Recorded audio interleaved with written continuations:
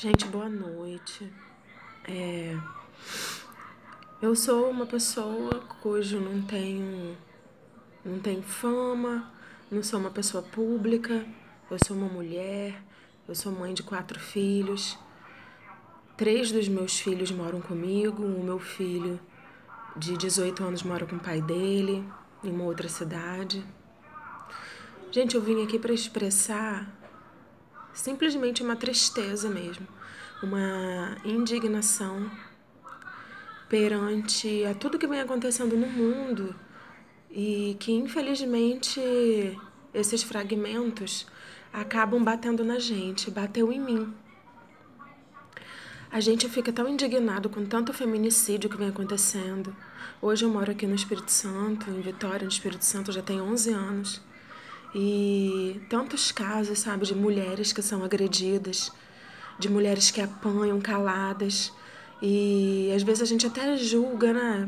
Porque a gente é ser humano, não tem jeito. A gente pensa, nossa, mas se ela foi abusada, se ela foi espancada, por que ela não contou? O coração da mulher que ama, infelizmente, é um coração que tem muita esperança nas pessoas. Eu tô falando de mulher porque eu tô querendo colocar a questão mais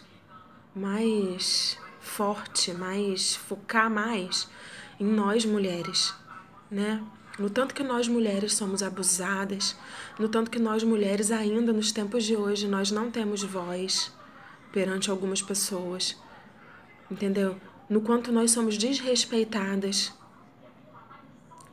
Vocês procuram, eu não sei com vocês, mas eu já tive experiências próprias de quando eu estava casada, de pessoas que me tratavam com total respeito, que respeitavam os meus filhos, ou que eram indiferentes, entendeu? Não fazia bem, mas também não queria o mal. E hoje eu vejo tanto que a mulher vem sofrendo. E eu acredito muito, gente, no fim dos tempos. Eu acredito que a gente está vivendo o fim dos tempos. Eu acredito que o amor realmente está esfriando.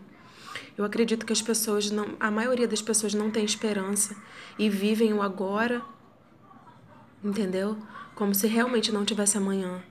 E esse agora é um agora inconsequente, é um agora mau, é um agora que machuca pessoas, entendeu? Que destrói famílias.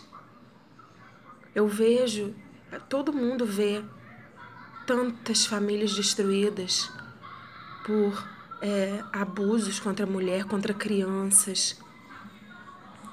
Eu vejo o quanto de desrespeito que uma mulher, quando ela é ou separada, ou quando ela é viúva, ou quando ela simplesmente não tem a família perto, uma boa família por perto, né? Porque tem aquelas pessoas também que elas preferem viver afastada da família, porque a família também é uma família que machuca, que magoa, que desrespeita, que deteriora, que deturpa valores ou que não tem valores.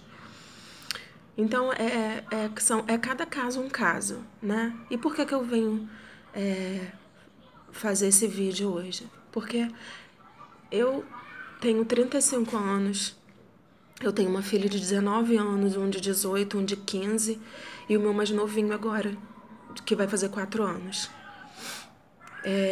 A minha filha de 19 anos e o meu de 18 é de um relacionamento.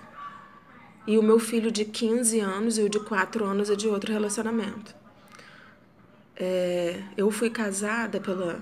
Na verdade, eu fui casada pela primeira vez, porque a primeira vez eu juntei, né?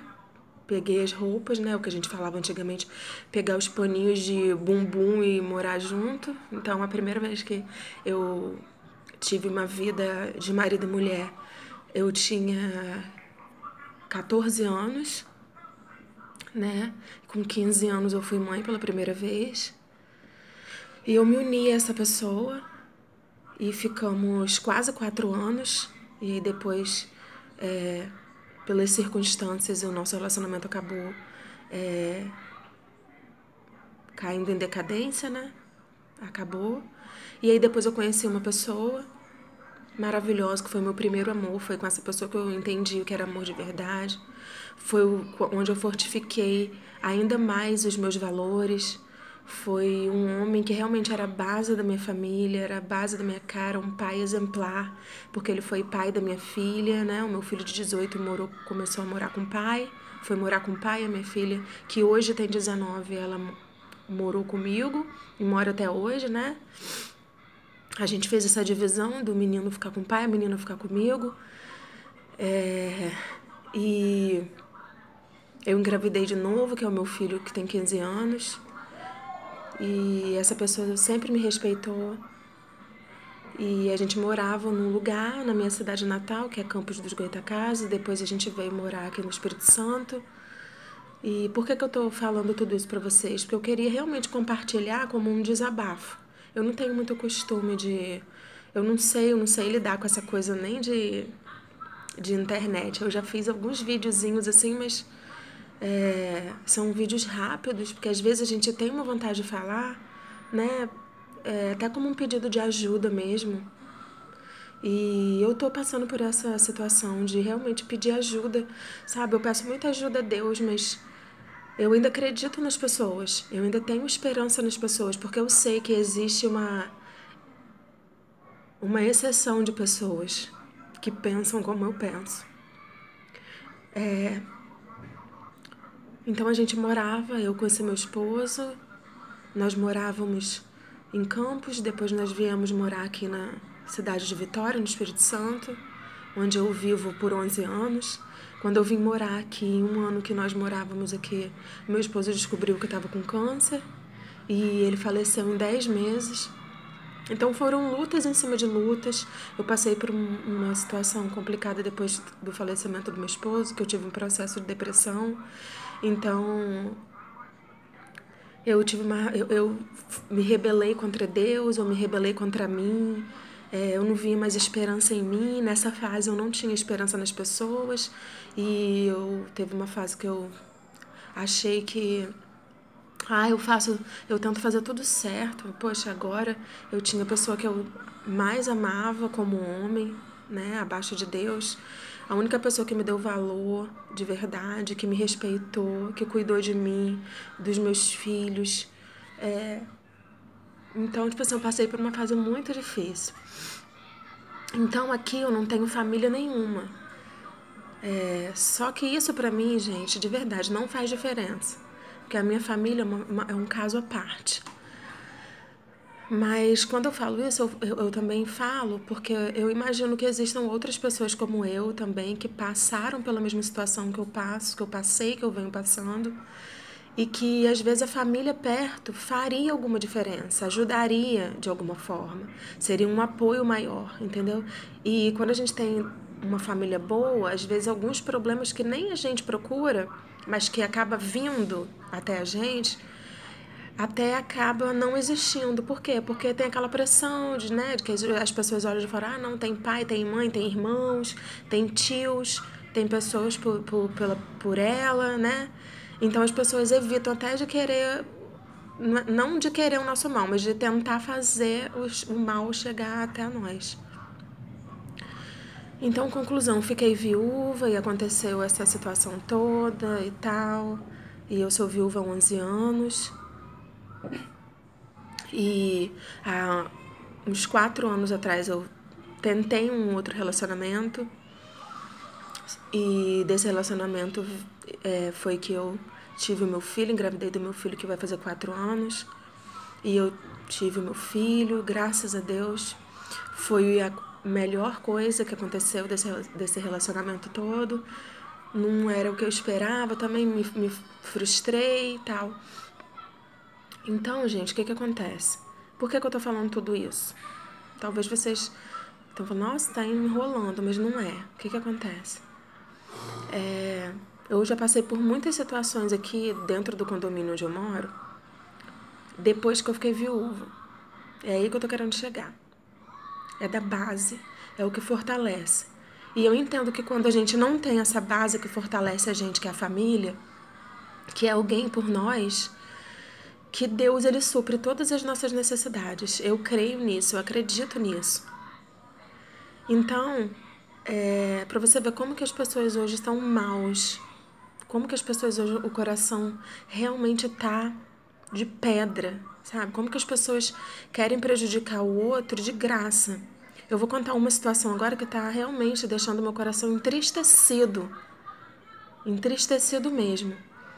Entre tantas situações que eu passei de dificuldades aqui dentro do condomínio, que foram desrespeito aos meus filhos, que foi pela parte da administração do meu condomínio, que eu venho enfrentando ainda, situação que eu precisei levar até a justiça e tal.